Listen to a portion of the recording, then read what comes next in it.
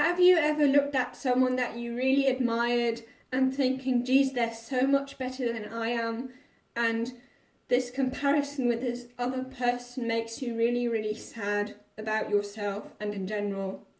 When we compare ourselves to other people, be it their success or their abilities or whatever it may be, we often forget how much practice was involved, how much work they had to do to get to where they are at now, how much work they put into being so skilled or so successful at what they do.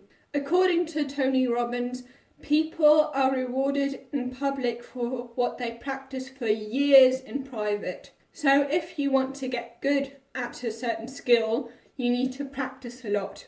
But is all practice the same, or are there certain types and kinds of practices that are more effective than others? Is there a best method for practicing? According to Erickson's study, it takes 10,000 hours of not only practice to become an expert, but deliberate practice to become an expert. In the study he designed with Angela Duckworth, he found out that the kids who triumphed at the spelling bee were those who practice in a way that is called deliberate practice. In their study, deliberate practice predicted how much they would advance to further rounds, and this more than any other method that the kids used. Unfortunately, this method isn't only the most effective way of practicing, but also, unfortunately, the least enjoyable and the most effortful. Now, what exactly is deliberate practice? Christian Jared puts it this way: you don't just repeat what you know, but instead constantly seek to stretch yourself, which involves forensic self-criticism, repeated failure, and the dogged ability to keep dusting yourself down and trying again. A process that isn't particularly enjoyable.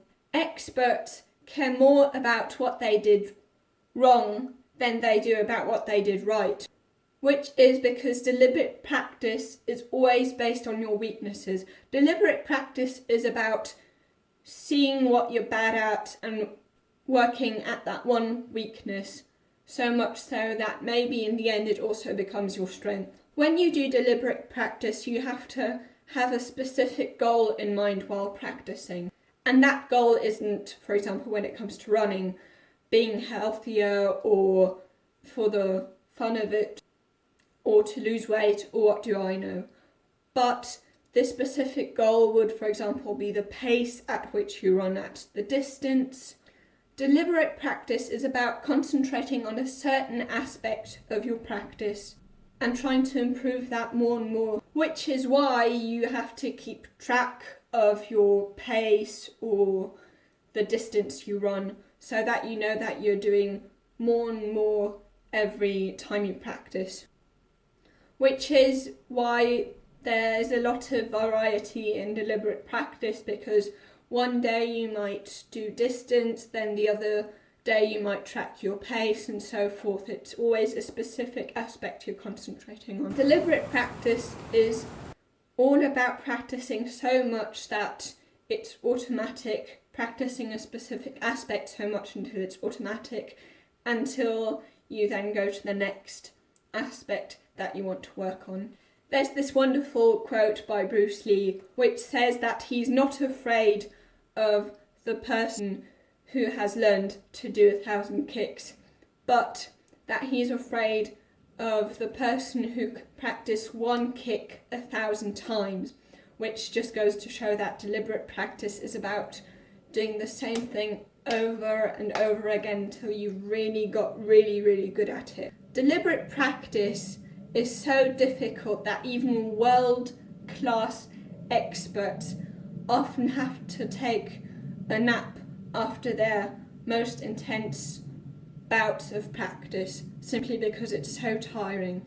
Not only when it comes to athletes who have to go through enormous amounts of physical stress, but also when it comes to people who are practicing something that expends mental energy. So you'll also have a lot of musicians, world-class musicians of course, who will then take a long nap after they've done their most intense sessions, which would then of course involve deliberate practice. But why exactly is deliberate practice so difficult? There are 3 reasons for why deliberate practice often appears to be so difficult. Firstly, deliberate practice is always about pushing yourself beyond your comfort zone. It's always about competing against your former self the day before, the practice session before. It's always about getting better and better, so you always have to kind of expand yourself, which of course then is very, very straining, because expanding your comfort zone, when you do things that are outside your comfort zone, you need the prefrontal cortex to do so. And this brain region takes up a lot of energy opposed to the basal ganglia, which isn't used while doing deliberate practice, because the basal ganglia are always active when you're doing something that you're really used to. So for example, when you're driving you don't really think about driving, you simply do it. Some even talk while they're doing it. They feel so comfortable driving. This process of driving, that would then be when the basal ganglia are working. However, when it comes to deliberate practice, it's your prefrontal cortex. So that would be one reason why deliberate practice is so difficult. It's simply because it is really, really immensely taxing the brain, kind of. The second reason for why deliberate practice appears to be so difficult is that deliberate practice, as I said, is working on your weaknesses, doing what you're not good at. Of course, this then involves a lot of self-criticism. You see, children have no problem whatsoever when it comes to deliberate practicing. For example, when they're walking, it's way beyond their comfort zone when little toddlers start walking. But they do it anyway, simply because they don't criticise themselves as much. When they fall down, they simply get back up again and they don't really care. Or have you ever seen a baby saying, okay, no, that's it, I've fallen down now, I give up, I'm not going to learn how to walk. If there is such a baby, then probably by now it's dead, then that baby is very poorly off, but I doubt it. I don't think that there's any toddler that said that it didn't want to walk, and if so, then big trouble. However, then when we grow up, we notice that adults often then, when we do a mistake, somehow try to hide it or somehow say, oh no, what have you done? And then we develop the self-criticism.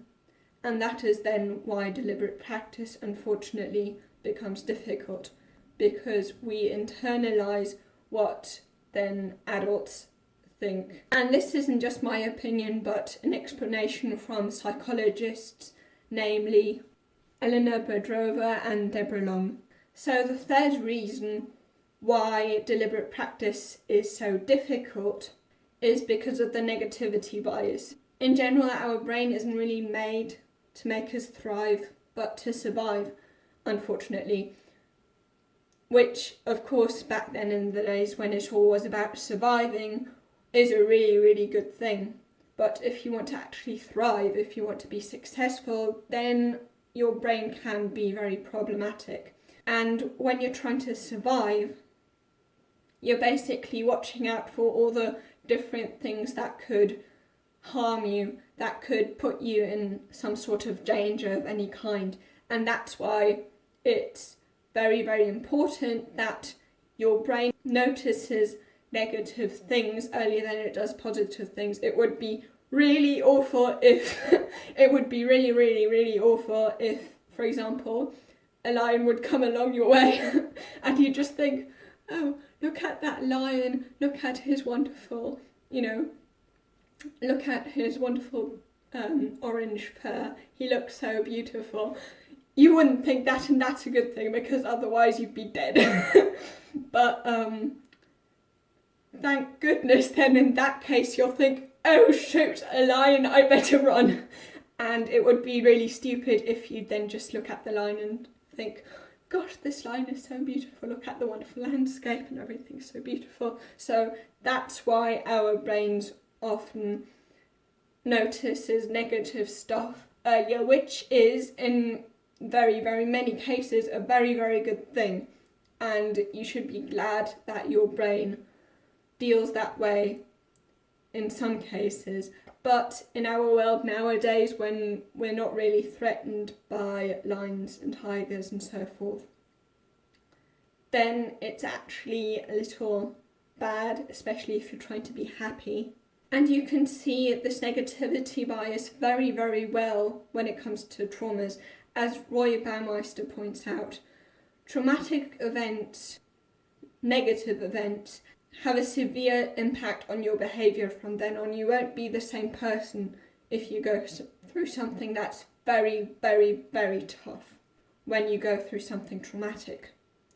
However, such a thing unfortunately doesn't happen with positive events, these lasting behaviour changes. And lastly, in our society where everything is about seeking comfort, everything that someone markets to you is about making things more comfortable for you. So you'll have ads on food, you'll have ads on comfortable beds.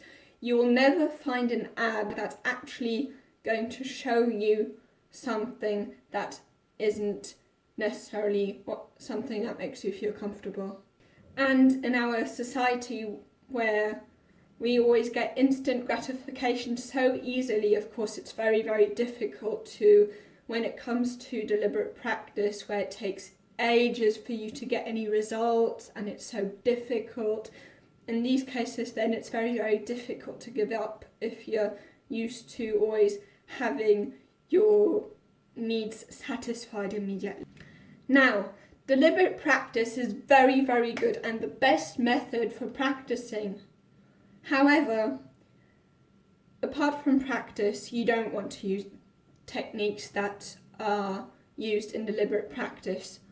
When you actually perform, when you're in a situation where your performance counts, so not in practice, on that day, you definitely don't want to use the advice I gave you in this video. For performing at very, very intense, stressful situations that aren't practice, where it actually counts in those situations, you need to do something else. If you want to know what that certain thing is, you can watch this video